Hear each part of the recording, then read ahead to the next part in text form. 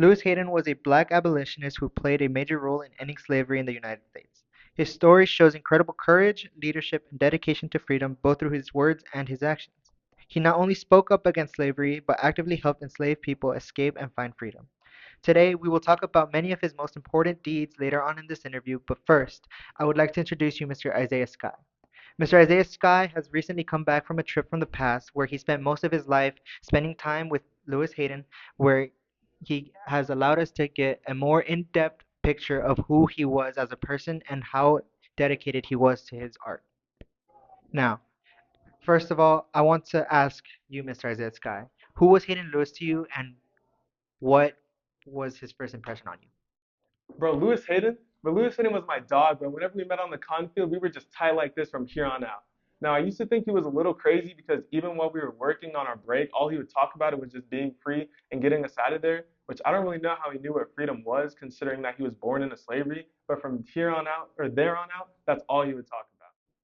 Lewis Hayden was a man that was born into slavery. After escaping that life, he managed to move to Boston where he became a well-known speaker and leader during the abolition movement.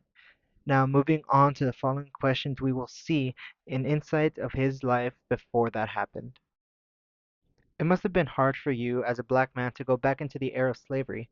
How did you feel about all of that? Oh, my bad. So I will say it was like really, really tough, tough. Um, I used to think like I could just do Okay, anything. well, that's enough of that. Okay, well, I also heard that he was married twice. If I've seen that correctly, what do you know about that? Okay.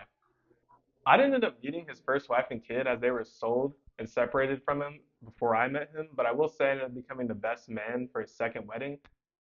As stated, Lewis Hayden was in fact married twice. In a tragic moment of his life, his first wife and his child were sold off and separated from him while he was enslaved in Kentucky. This event solidified his hatred towards slavery. He later went on and married his second wife, Harriet Bell Hayden. We later hear in this interview that they escaped together with her new child to go live in Boston.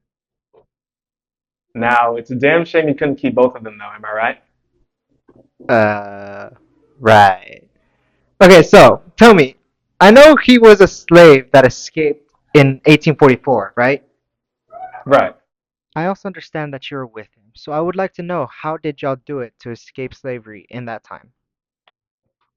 Well, let me tell you, I almost didn't. By sheer chance, I caught up to them. Them? Yeah, so I see him, his wife, and her kid talking to the whitest couple I've ever seen. I just keep on picking cotton until I hear my name called out. I turn around. I see they're already on their way out. So I just start booking it, bro. I was not going to be left behind.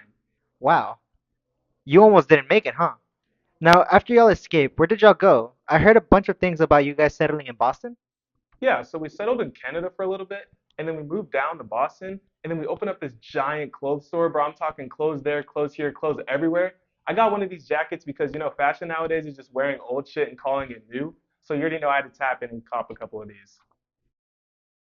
The escape of Hayden and his new family was aided by Delia Ann Webster and Calvin Fairbank. Both were known for helping enslaved people escape via routes through Kentucky into Ohio. They went into Canada and later came back and settled in Boston.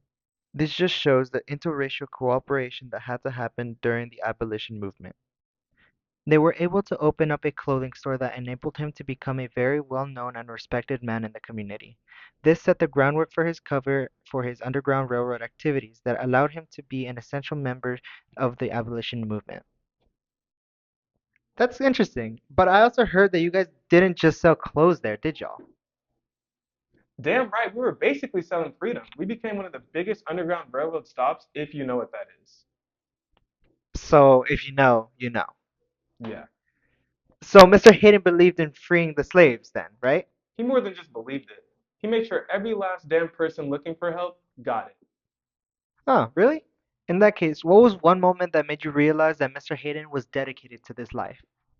Bro, this dude was actually crazy, I swear. So one time, he was hiding like slaves inside of a house, and then the slave collectors came, and this dude threatened to blow up the entire house with the slaves in it, including me. Like, bro, give me a warning next time. I am not trying to be a part of your little experiment to show them how serious you are about this damn movement. As mentioned before, Lewis Hayden dabbled in the Underground Railroad. He made sure to help as many escaped slaves find freedom.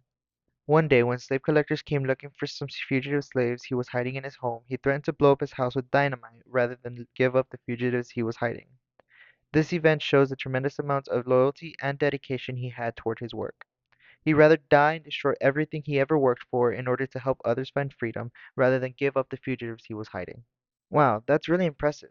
It really goes to show the lengths he would go to for this movement. Now, I know he was a great speaker and leader from everything that I've read about him. Do you have any experience with his speaking role during the abolition movement? You're damn right. I remember one time he got into this debate with this like old white slave owner, and he was basically just saying that all escaped slaves were like scum of scum, the worst worst, like the shit on the side of the road, whatever insult you could think of, he basically called us that.